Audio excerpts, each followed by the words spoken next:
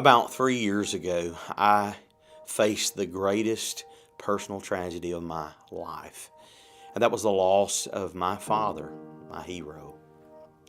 And from that tragedy, I began to question and ask God why.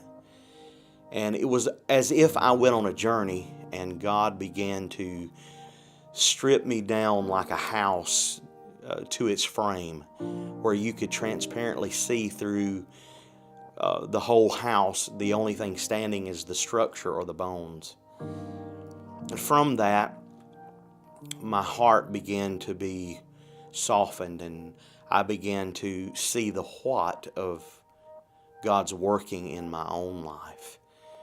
And the thing I realized was there were a lot of voices, there were a lot of noise, there was a lot going on, from the news to social media.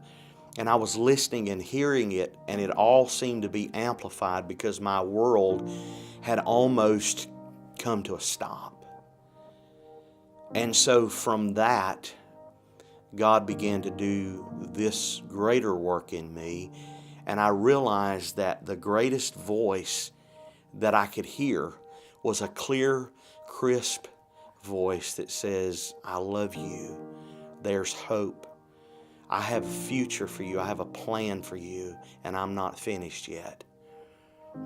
And this message, this series, comes from that inner personal experience, realizing that I'm not the only one who has faced this same deafening frequency that says you're not enough.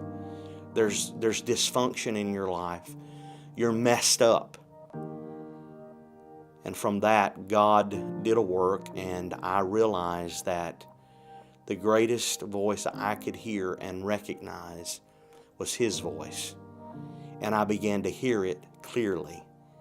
And I hope and pray that this series, Silence the Frequency, speaks to your heart and gives you the freedom that it gave to me to live knowing that God loves me, He cares for me, and that there is hope, and you do have a bright future.